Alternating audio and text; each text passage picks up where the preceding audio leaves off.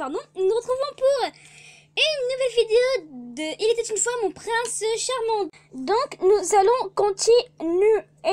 Alors, chapitre 6, laisse-moi te dire que je t'aime. What? Waouh, je pense que niveau sentiment ça commence à venir quoi, ça commence à... On aura insisté, mais ça aura valu le coup. Bon, le classique, voilà. Hop, alors Léo, je me tendis de surprise lorsqu'il me serra tout à coup dans ses bras. Mon cœur battit de plus en plus vite à ce contact. Tu es la première personne à qui je raconte cela. Je n'avais rien dit à personne jusqu'à maintenant. Je levai la tête et vis Léo me sourire tendrement. C'est grâce à toi. Je me sens mieux après t'avoir parlé. Merci beaucoup. Ah, j'y crois pas. Alors, je lui souris également, heureuse d'entendre ces paroles. Je compris alors que mes joues étaient rouges. Je suis heureuse de t'avoir été utile. Avec une reine comme toi, Tu finis ta phrase... Putain. Non, rien. Non, moi je veux que tu finisses ta phrase. Oh, on est où là? Alors, si là, il ne finit pas ses phrases, nous, voilà, nous on veut une suite. Alors, Léo s'interrompit dans ce qu'il voulait dire. Qu'est-ce qu'il a essayé de me dire? On ne sait pas, on ne saura jamais. Merci Léo. Alors, je le regardais, cherchant une réponse, mais Léo détourna la tête. Il rougit. Il se détacha de moi et tourna le dos, qui était devenu toute rouge. Ne me regarde pas comme ça. Désolée. Je suis curieuse, mais il me le dira certainement un jour. Je levai alors les yeux vers la lune tout en pensant à cela. Nous avons fait un très bon un très bon. Bon, bref, je vais me taire. Hey, Léo, il changeait d'habit, non? Je sais plus. Léo m'appela brutalement et lorsque je me tournai vers lui, je vis que le rouge avait disparu de ses joues. Qu'est-ce qu'il y a? Tu as dit que tu voulais en savoir plus sur moi. Je veux également en savoir plus sur toi. Comment? Seulement, je ne sais pas trop quelles questions poser. Mon plat préféré, ce que j'aime faire, mon âge. Je pense que... plutôt ce que j'aime faire, me semble plus logique. Alors, ce que j'aime faire, par exemple, si tu sais ce que les autres aiment faire, tu peux devenir proche d'eux très facilement. Je vois. C'est dur de poser les bonnes questions. Léo avait l'air embêté. Je ris sans le vouloir car je trouvais qu'il faisait une drôle de tête. Arrête de rire, désolé. Léo était indécis et me faisait face. Il poussa un bref soupir avant de me regarder de côté. Qu'est-ce que tu penses de ta position de reine en ce moment? Ma position de reine? Oui, tu devrais être terriblement confuse au départ. Cela me fait repenser à la première fois où j'avais rencontré Léo. C'est vrai qu'au premier abord, je me suis dit que c'était un rêve, mais je suis vraiment heureuse de pouvoir être utile à quelqu'un en ce moment. Si tout le monde a besoin de moi, je pense que je peux faire de mon mieux pour être une bonne reine. Je vois. Tu es quelqu'un de fort. Léo me sourit tendrement. Tu es un prince, n'est-ce pas? Oui. Tu n'as jamais souhaité ne pas l'être? Si, plein de fois. Lorsque j'étais petit, on m'a forcé à étudier toute la journée pour cela, et je n'avais pratiquement pas de temps libre. Je vois. Mais si c'est nécessaire, je pense que je dois faire ce que personne ne peut faire à ma place. On est pareil, toi et moi. Oui. Nos yeux se rencontrèrent et on se sourit. À ce moment-là, un vent fort souffla entre nous. Il fait un peu froid. Les arbres bruissèrent avec le vent. Oui, on devrait rentrer. Oui. On se leva doucement et on quitta ensemble le balcon.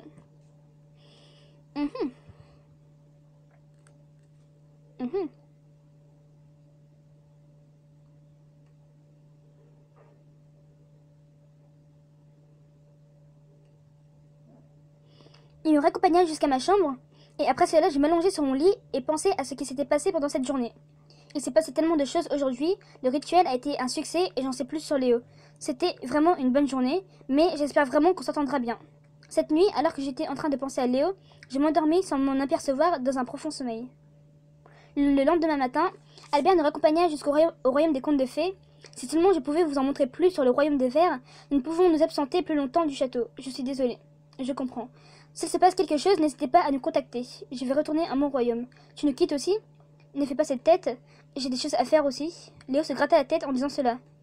Allô, regarde si tu peux envoyer cela à sa chambre. Très bien.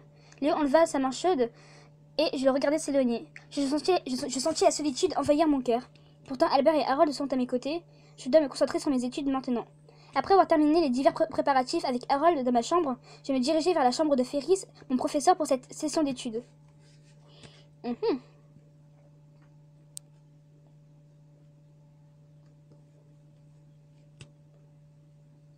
Tu es en retard? C'était la première chose que Ferris m'avait dit lorsque j'entrais dans la pièce. Il n'avait pas l'air content du tout. Je suis désolée. Est-ce que j'étais vraiment en retard? Il avait toujours une mine boudeuse malgré mes excuses.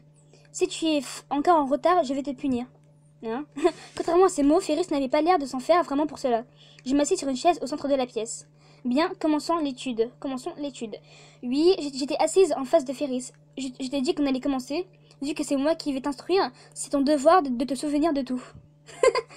Ok. Oui, d'accord. Alors d'abord, Ferris m'apprend d'abord les rudiments de l'alchimie. En d'autres termes, les masses n'ont pas besoin d'être équivalentes. Ce qui compte, c'est la compétence du pratiquant. Ok. L'alchimie semble intéressant à pratiquer. La leçon de Ferris était incroyablement facile à comprendre. J'étais capable de m'imprégner de la théorie mieux que je ne l'aurais pensé. Et selon on passait à la pratique, Ferris prit une petite pierre et la plaça dans ma main. Je t'aiderai pour la première fois. Tu n'as qu'à réciter l'incantation. D'accord.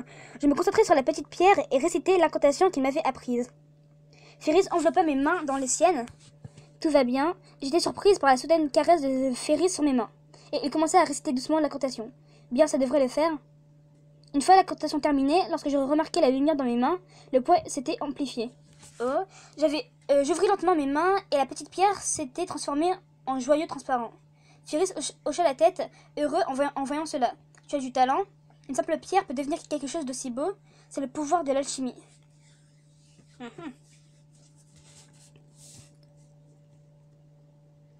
Je l'ai transformé. J'ai passé les joyaux entre mes doigts.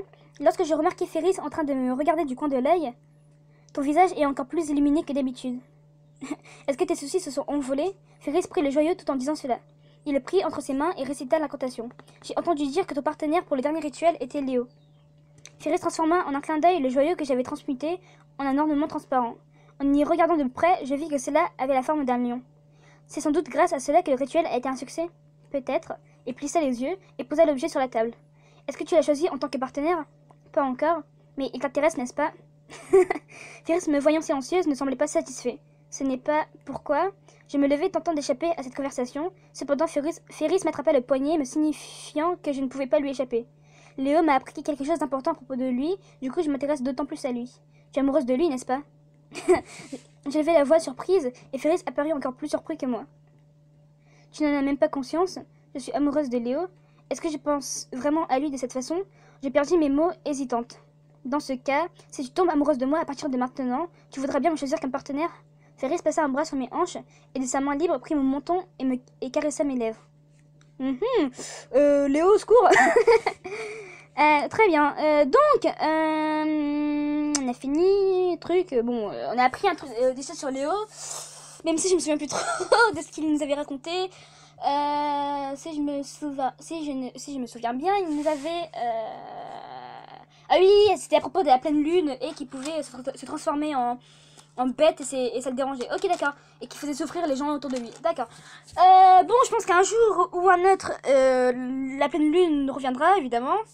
Et il ne pourra pas se contrôler. Et il nous attaquera, sauf que nous allons sortir un discours héroïque, un discours plein d'amour et qui fera retrouver la raison à Léonard. Donc, normalement c'est ça, hein, bon, si c'est classique, c'est ça, hein, sinon peut-être que c'est autre chose, je ne sais pas. Donc, je vous dis à demain pour une prochaine vidéo. Tchuss les gens.